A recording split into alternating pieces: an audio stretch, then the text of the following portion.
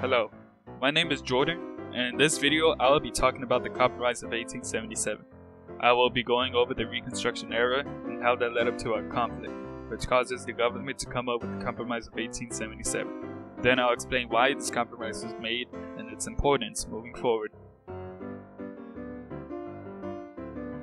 After the Union victory in the Civil War on May 9, 1865, 4 million slaves were granted their freedom.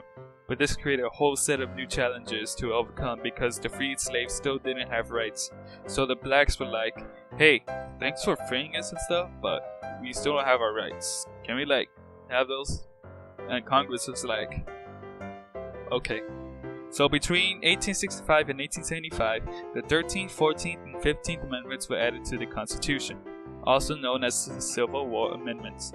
The 13th Amendment banned slavery in the U.S., the 14th protected the rights of former slaves, and the 15th allowed voting rights to men no matter the race, color, or previous condition.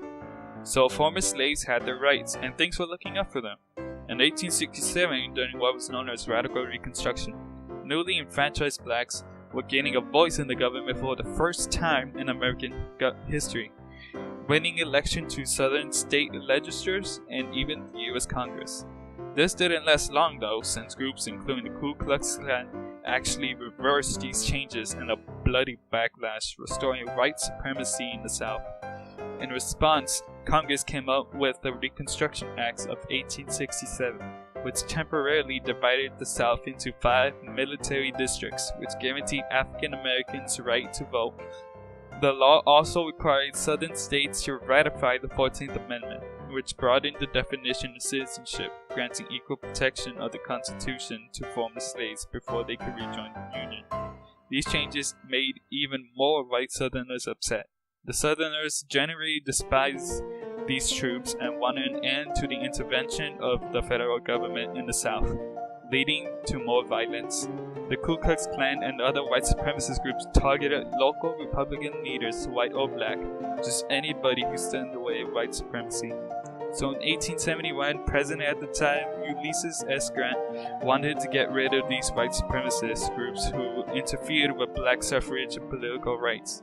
And slowly but surely, white supremacy was losing its hold on the South.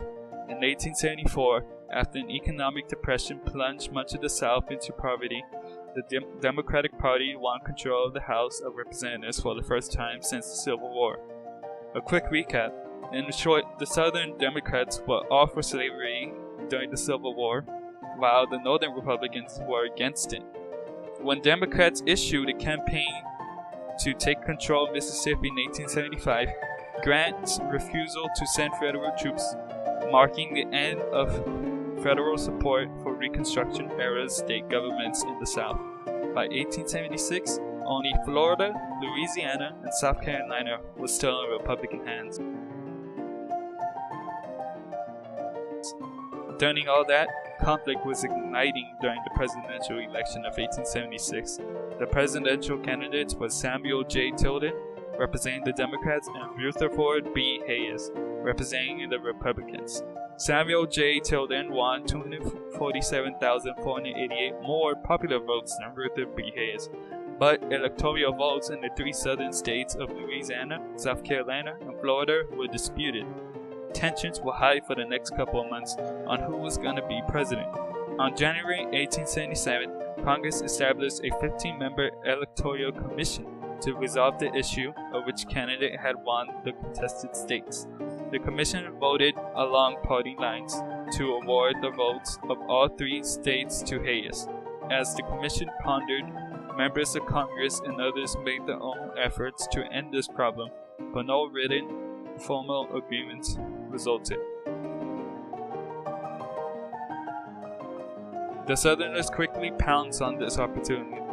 This unwritten deal between the Democrats and the Republicans stated that the Democrats would agree not to block the vote, which would lead Congress to award contested electoral votes to Hayes and therefore become president. In return, the Republicans would agree to withdraw the remaining troops in the South from actively intervening in the politics of Louisiana and South Carolina, which at the time were the last 2 states that were occupied by troops. Also, they had to appoint at least one Southern Democrat to Hayes' cabinet, start construction to another transcontinental railroad in the South, legislation to help industrialize the South and restore the economy, and the right to deal with blacks without the North's interference. This became known as the Compromise of 1887. Later in the year, the soon-to-be President Hayes already announced the removal of troops and appointed its Democratic cabinet member. But the removal of troops was a big deal because it signaled the end of the Republican Party's commitment to defend the civil and political rights of African Americans. This was the end of the Reconstruction Era. Another important part of the compromise was that Republicans agreed to home rule in the South. That meant that Republicans could not interfere in the South's local affairs, and many of these white Democrats, many races, would be in control. These Democrats pledged that they would recognize the civil and political equality of blacks. They did not go through with their promise, but instead disenfranchised black men from voting and integrated Jim Crow segregation all through the South. So without the protection of the Republicans, the blacks were at the mercy of the Southern Democrats until 1964, when people like Rosa Parks and Martin Luther King rose up and fought for the rights of all African Americans. I hope you found this video informational and hope you all have a wonderful day.